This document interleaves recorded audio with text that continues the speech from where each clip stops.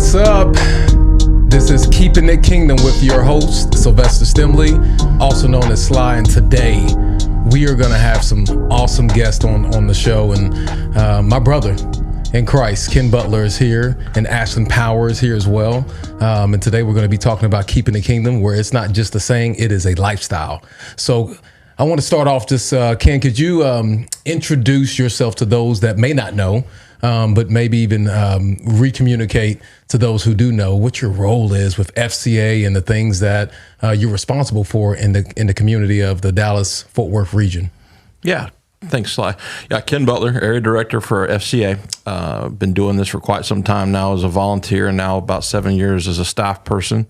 And it's been just like one of the greatest joys of my ministry journey. So been a youth pastor, church planter, business owner, now FCA director. So lived quite the exciting life. But FCA has been one constant through that. All of that is just serving with FCA, serving our local high schools, middle schools, and just having a great time.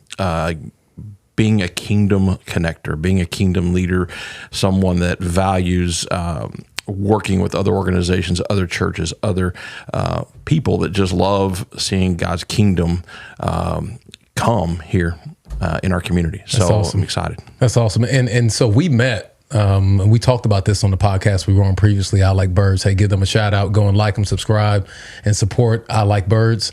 And so we had an opportunity to talk about the kingdom connection we had. Can you just give us a little snippet of that? And then I'd love for you to kind of tee up and kind of talk about some exciting history that we're seeing in the area. But how did we meet? Let's wrestle with that for a little bit. It's a pretty cool story. Yeah, I mean, we met. Obviously, you were serving with FCA as a volunteer, and met you.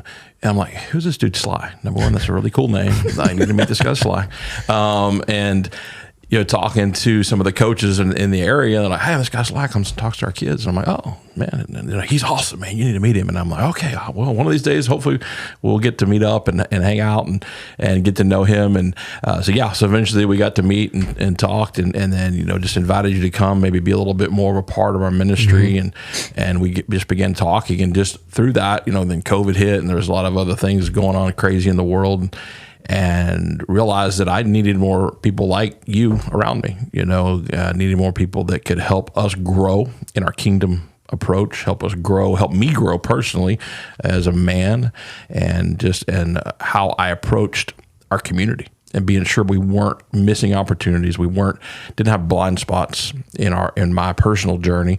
You helped me with just some of the issues I was struggling with just the racial unrest in the country, and just being able to, as a kind of a middle-aged white guy, like better understand like what's really going on and why, and do some of my friends and my brothers, I think, experiencing the same things that I'm watching on the news, and you were able to kind of coach me up in some of those areas. And just sharing with you my desire to build a team, a board of directors, a staff that better represented our community, because I represent a portion of our community, but I definitely don't represent all of our community. And so that's good. And that's something that I learned early on from you, right? And that was you leaning in and becoming curious just about what I'd been through during that time with George Floyd, which we shared on that podcast a few weeks ago, is the thing that really it moved in me. And I was like, okay, he actually cares.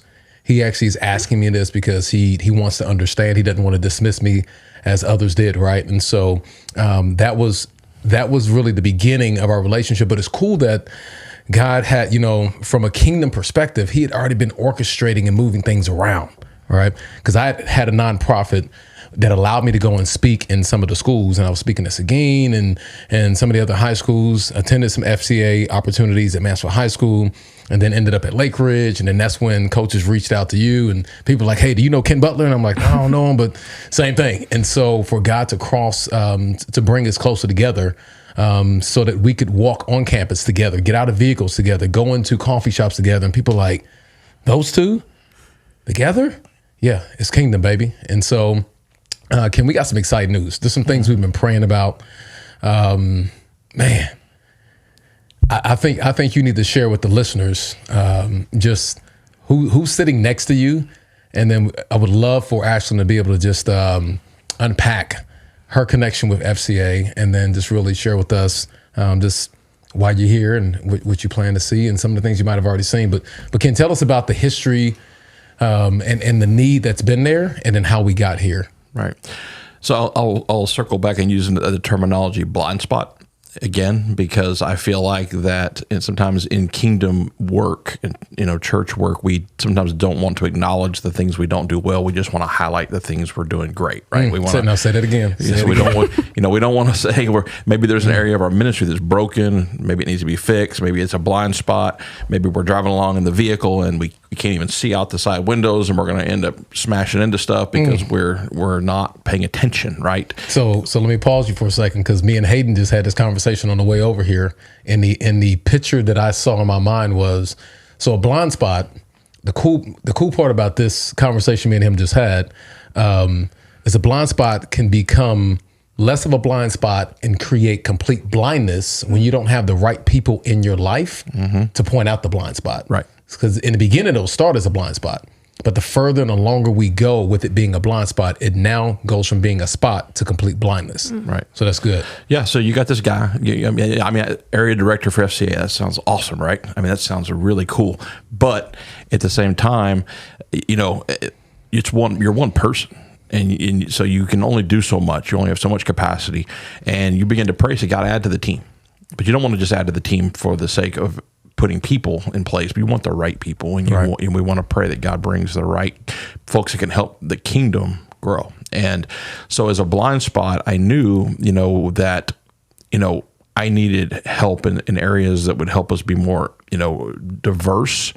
And we, you and I had been talking for a while about just having a female teammate. And so we had some female volunteers, but, having a female teammate, we knew would be a game changer. And from a blind spot perspective, there's coaches, they're our ministry, right? And coaches have said some pretty ugly things to me over time about I remember some of my blind spots, and some of our blind spots as a ministry. And I will say, to our credit, not just locally, but, we have, as a ministry, FCA has worked hard to try to do better. Right. And so, one of the first, literally within 2 weeks of me coming on staff, one of the coaches looked across his desk at me and said, "Man, I love FCA, and y'all are amazing at making converts, but y'all suck at making disciples." Those were his words, and I'm like, "Okay, thank you. Woo, praise God. What am I supposed to say?" I'm just like, man, and we have done a tremendous, I think, shift over the last 4 to 5 years about being more discipleship focused. So hey, saw a blind spot, and now we're addressing that. Not long after that, I'm sitting in an in-service. We got 300 plus coaches in the room, and here I am. I'm going in. We're going to talk about all the great things FCA is doing. Praise God. We want to come in and we want to connect to your teams. And I showed a video, a promotional video for FCA that was talking about our character coaching ministry, and it was awesome. They spent a lot of time putting it together. All these well-known coaches on there talking about how great character coaching is. The video stops, and one of our coaches, female coaches in the room, raises her hand and says, she said, "Is this only for boys?" I said, "No." She goes, "Well, then why you didn't have one single female coach in that video?"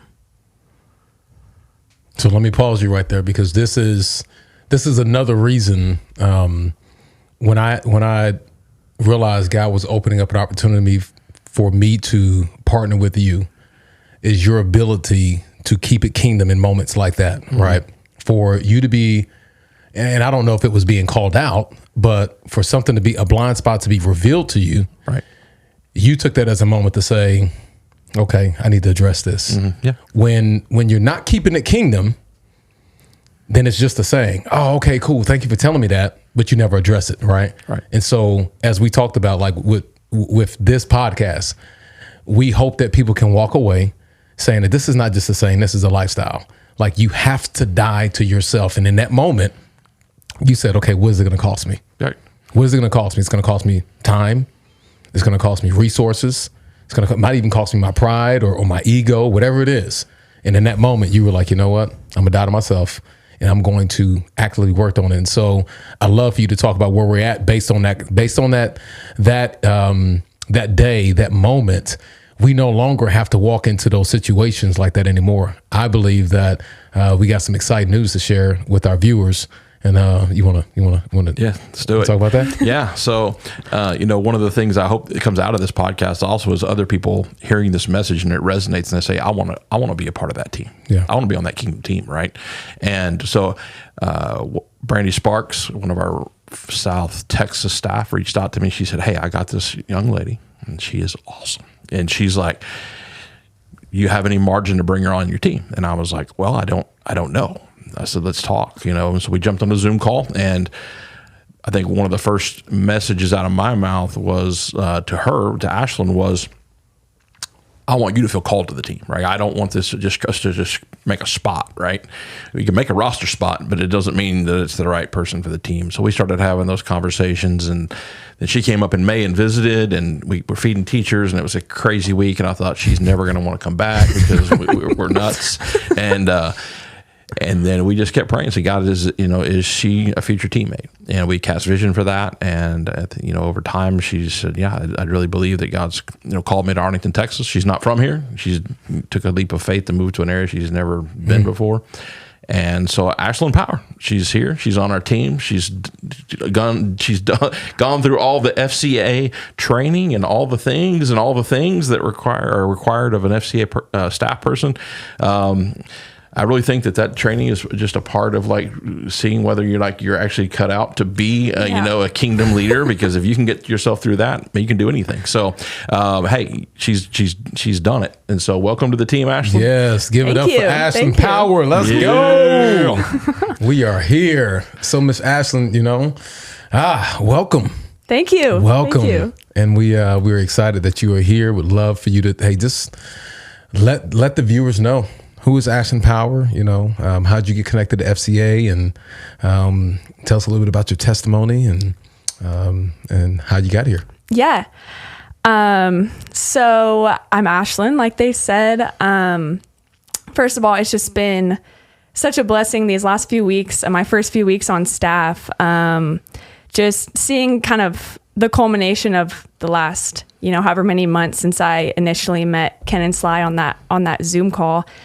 Just how faithful the Lord has been every step of the way to bring me to this point. So super grateful to be here.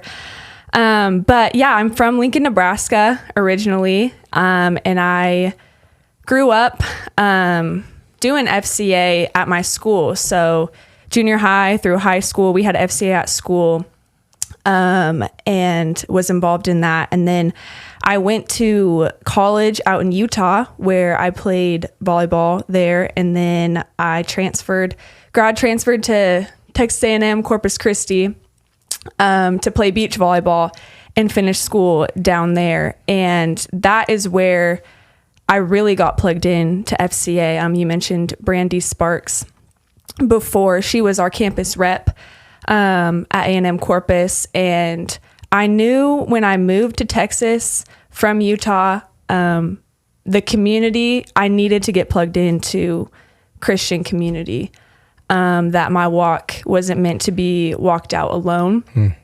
I ask a question about that? Yes. How did you get there? Because I would imagine for maybe the athlete or non-athlete that's watching, someone that may be in college, high school, like you were able to be self-aware of that. How did you, like you said, I knew that I needed to have Christian community. How did you know that?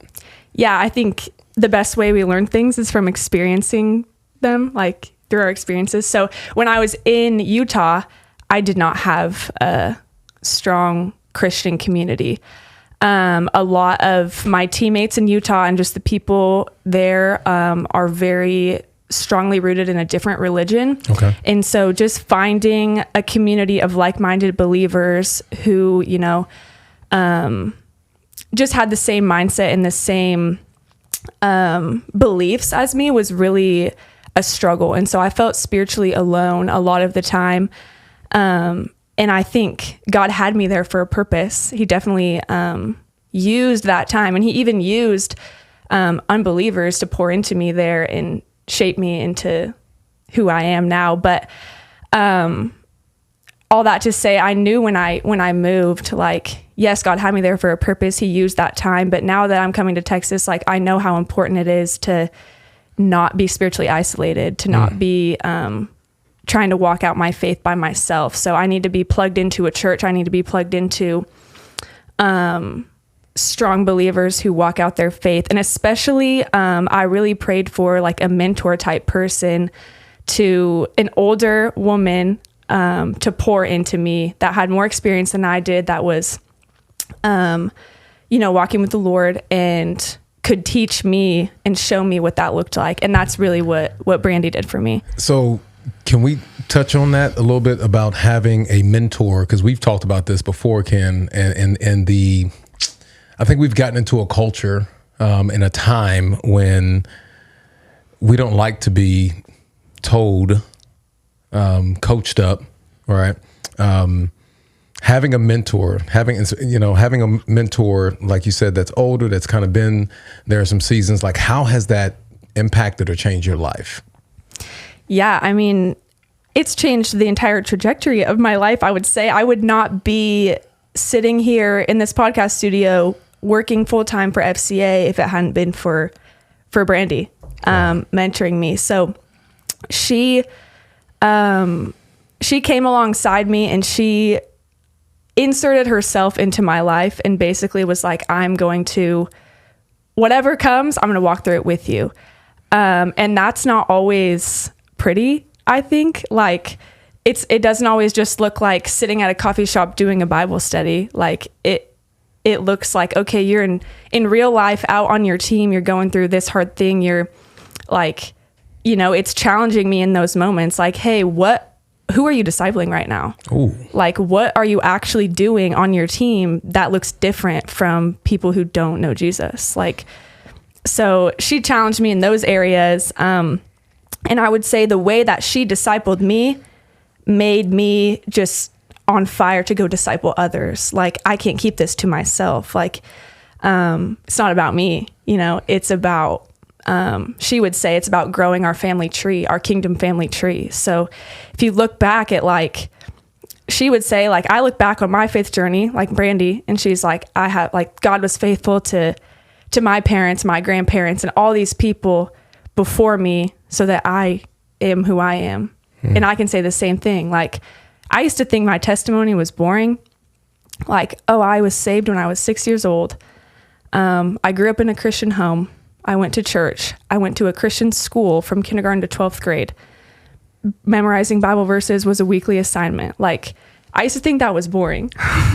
And I look at it and I'm like, look how faithful God had to be. Like, he was faithful first to my parents, then my grandparents, then their parents, then their parents, and their parents. Like, how far back across how many generations did God's faithfulness stretch to bring the gospel to me at 6 years old, to where I had a grasp of the gospel, received the Holy Spirit, and he began working in me from that point on to get me to where I am today. And he's not done working on me, but I think when you keeping it kingdom, when you look at it from that perspective, like, our family trees, like, they go so far beyond just our family.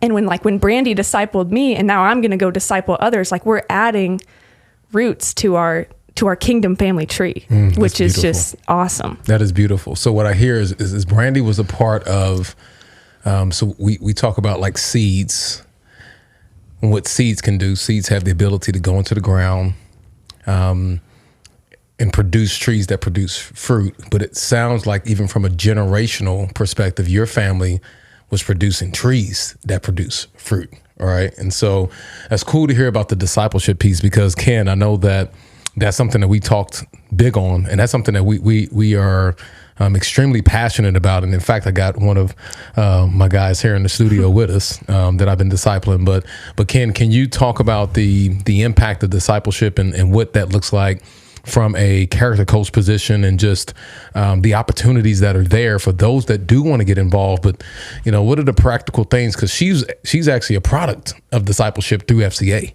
right? Mm-hmm. And this is what we live and breathe for. And we believe that you can keep it kingdom when you take that approach. Right.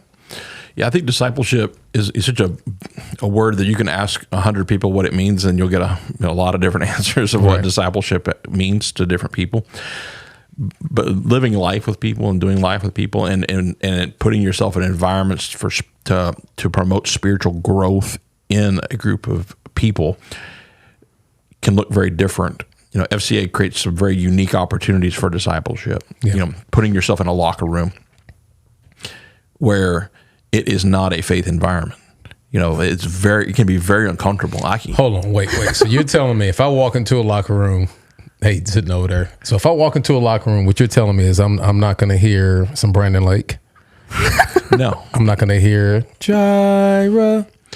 No, you're gonna hear some language that's probably make you a little uncomfortable. I was raised in a denomination that it was very big about sort of holiness, and you didn't enact a certain way, and even as I was a youth pastor of the church I was serving at, it was very much that. We were in suits and ties on Sundays, and it's not like today in church when the pastor just wears jeans and stuff. It was a very regimented thing, and so I get the invite to go be a character coach and a chaplain at a school, and I walk in the doors of the public school system, and I'm like, okay, it's that whole this is not I am no longer operating in my world, right? I am no longer operating in a comfortable environment where I can control the narrative and I can control the what's going to happen next.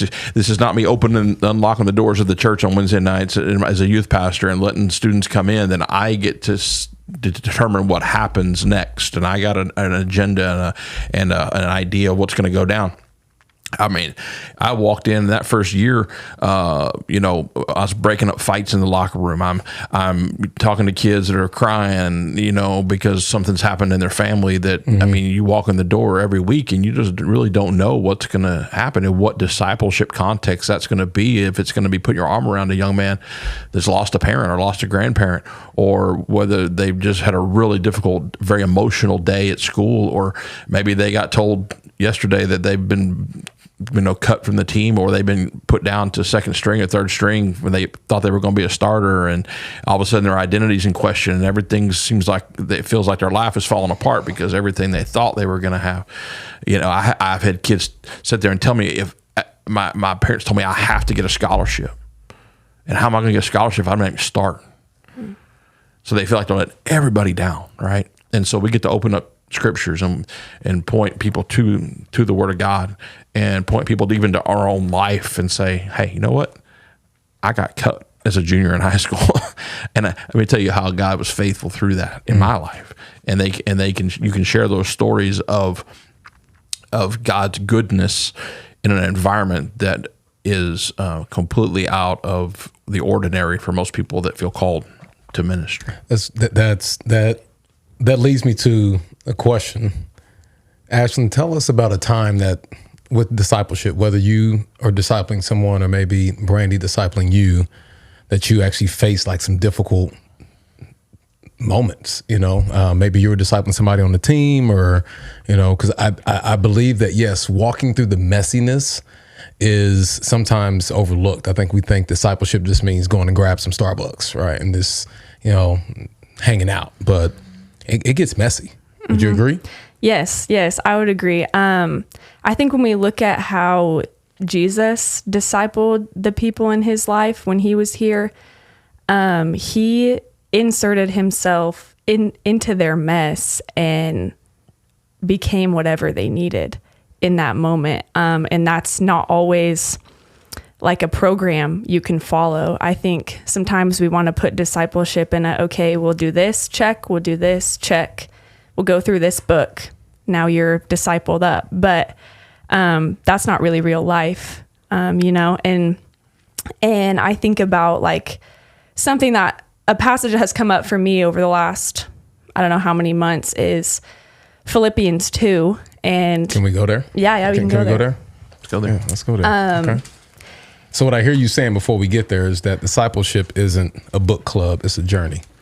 No. And I learned that. I mean, I was discipling a girl and I was using a book and I'm not saying that using books is bad. I think there's awesome discipleship resources out there, but we were just going through this book, and it was honestly kind of awkward, and it just wasn't very genuine. And she one day was just like, I already know this stuff. Like, I want you to like actually tell me something that I can apply to my life. Like, I don't need to go through this book. Like, I know what the gospel says, but like, what does that actually mean for me? Like, what does that mean for you? Like, how do you live that out? And so that was kind of eye-opening for me, whereas like, I think, oh yeah, I'm discipling someone. Like, this is so good of me.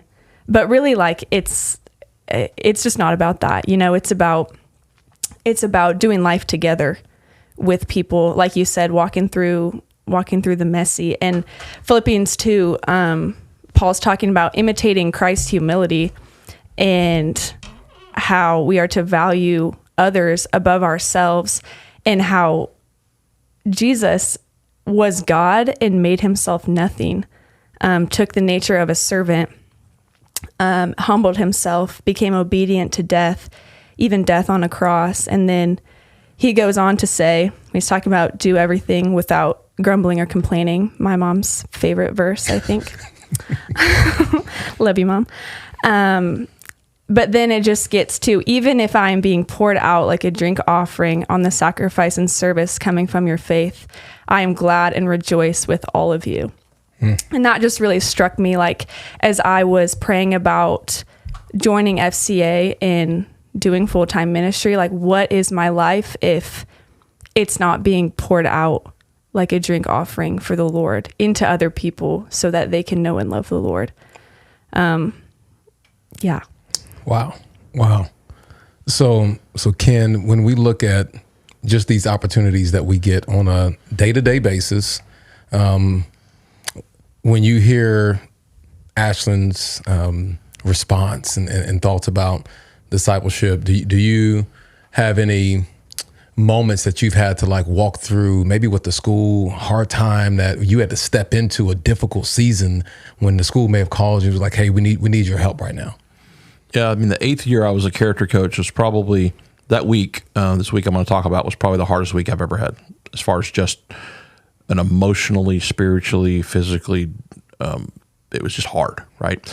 And that was, I was serving as the character coach there at Sam Houston High School, and in the 8th year, and I was literally standing on the sidelines on a Friday night. Can you share what year it was, or can we? It would have been 2004. Okay. I think that's right, 2004, 2000, somewhere in there. And no, 2006. So I was there standing on the sidelines one night playing catch with a kid named Quintark Wilson. He's a starting wide receiver. He had broken his wrist, so he wasn't able to play.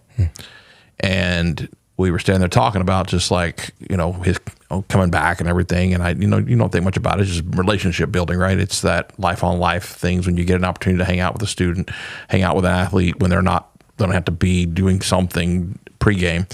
And since he's injured, he can't do anything. So he's just hanging out. So we're hanging out talking, and we go to the game. Game happens, go home, and we get home late, wake up the next morning and get a phone call early, 7:00, and the coach says, "Hey, I need you to get to the school right now, if you can." And I was like, "Okay, what's going on?" He said there was a shooting. I'll fill you in more when you get here. And I was like, "Okay."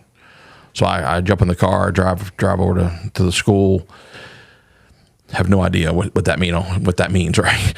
And so you pull up, the media's already there. I mean, there's literally news trucks outside, things going on. They're trying to catch students as they're coming in, and the kids are coming in upset and crying because they've heard about what's happened, and I'm still kind of in the dark of what's happening. And I walk in the door, and he tells me, he's like, "Ken, we had 4 of our boys shot last night at a homecoming party." And I said, "For the kids from the team?" And he's like, "Yeah." I said, "Man," and I just, kind of shocked all of a sudden. And he said 3 of them are in the hospital. He said, "It looks like they're going to survive, but we lost 1 of them." And I was like, "Oh man." And I said, "Who was it?" He said, "It was Quintark Wilson." the kid I was. Man, sorry.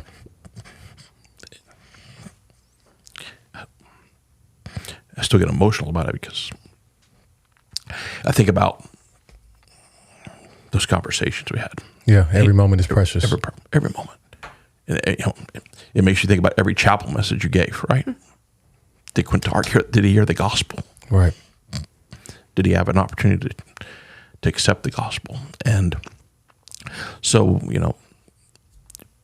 went into the locker room. All the guys are in there. They're crying. They're upset, and we're kneeling. We're praying.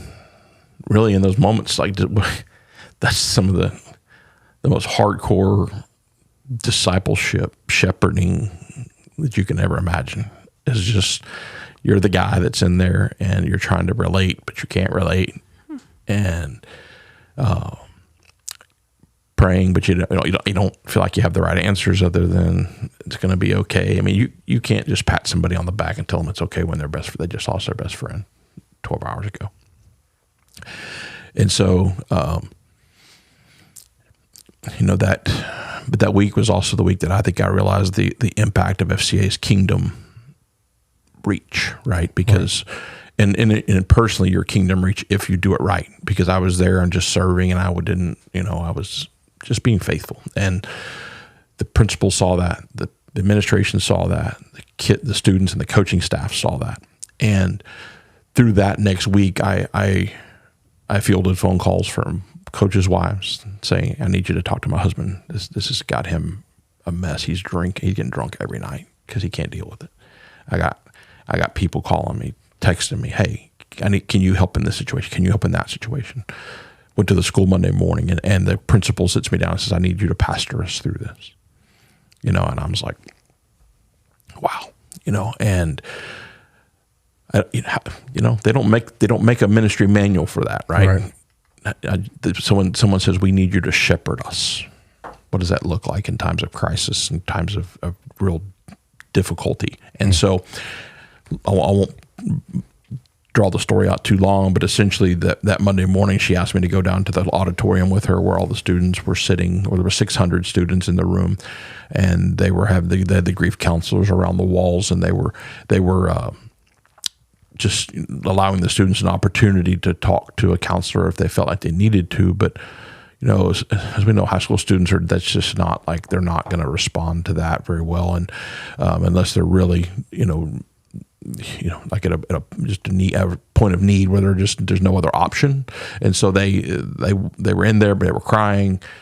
Everyone's kind of looking at each other. It's pretty quiet other than the sniffles and those type of things. And I'm standing in the back, just like with what the principal just said, I need you to pastor us through this, but not knowing like what that means. And I'm like, what do I do? I'm just standing here feeling kind of helpless. And eventually she walked over to me and she said, can I trust you?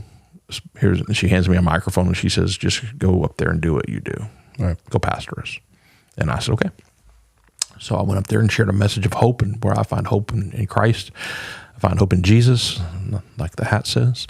And, I tried not to get too preachy with it. Keep it kingdom, keep it like, this is God's kingdom.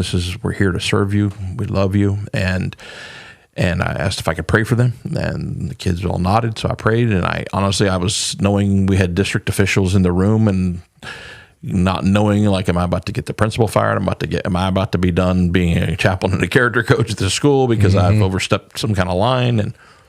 And I, said amen. The kids got up and came up to me afterwards, gave me a hug, said, thank you for being here. Thank you for that message. Thank you for praying for us. And they all kind of filtered out, and I went to the back and handed Miss McReynolds the microphone back, and the head counselor for AISD walked over, and she said that was great. She's like, do you have tomorrow you have to be? And I was like, no. She said, well, we have 600 more coming. Could you stay? Wow. And then 600 more after that, and then 600 more after that, until the entire school filtered through that auditorium that morning.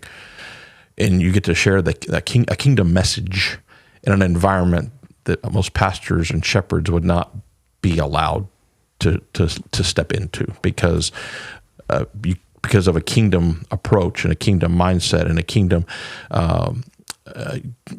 just an initiative of, I'm here to serve these students and these kids, and it doesn't matter if they ever come to my church. It doesn't matter if any of that ever plays out. And being able to hear a clear gospel presentation. We had 2,000 students, 2,000 people at his memorial service because a church, because of their kingdom and mindset, opened the church and said, you can come here, use our facility, it won't cost anything. Come do his memorial service, do that. We had people rally and come and take care of his family, bring food, because they didn't have a church, right? So the kingdom came together to meet the need.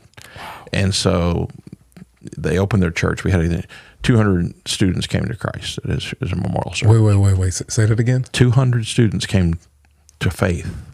Because you initially started by being present. Yes. On the sideline, passing a ball. Mm-hmm. Yeah. It's amazing. That's amazing. And his family asked me to fly to Mississippi to be a part of his funeral, which I think that was probably the most, was the biggest compliment they could have paid me as a pastor. Wow. Talk about keeping it kingdom with and we talked about this, the ministry of presence. And if we're not careful, we can treat Jesus' presence as if it's a Christmas present. Yeah. But when we keep it kingdom and we die to ourselves, Yeah. we won't get in the way and we'll allow his way to be glorified. Yeah. And I think God's used you in some ways too, and Ashlyn even already, and just being present, right? You're on campus, you're there. Yeah. And people people just love them some Sly. They love when they, and it's a great feeling when people know you're about kingdom and they want you around. Right. Because you're like, yeah, we're doing some good, right? Yeah. We're making a difference. We're changing some people's lives. And it's not us, it's God doing it through us. Amen. But it's us making ourselves available. So I just thank you for being just an amazing teammate and allowing me to share some stories like that hopefully build our faith to know that, when we're needed, we're going to be there. Right. Amen. And as I said earlier, it's not just a saying, it's a lifestyle. And so, well, fam, I'm excited about this. I know this is our first pod. We're just kicking it off. Hopefully the viewers get to know a little bit about us, our background and our story and where we're going. We'll have different guests on that'll be able to share their story. But Ashlyn Power, welcome to the team. Welcome to the family. Ken, this has been a journey. It's been fun. I'm ready for this ride. I'm excited to see what God is going to do through this pod, allowing us to be able to keep it kingdom in our community, but here on earth while we're here, while he's given us this opportunity to be here. And so, hey, if you are in the Mansfield, Arlington, Burleson area, you want to get involved, go to the FCA.org page and get plugged in. We need your help. If you want to be a part of God's kingdom work through FCA, we have opportunities for you. If you want to support us, there's opportunities to support us as well. And just remember, this is not just a saying, it's a lifestyle. Until the next time, we love you. We hope to see you again. Just keep on keeping it kingdom.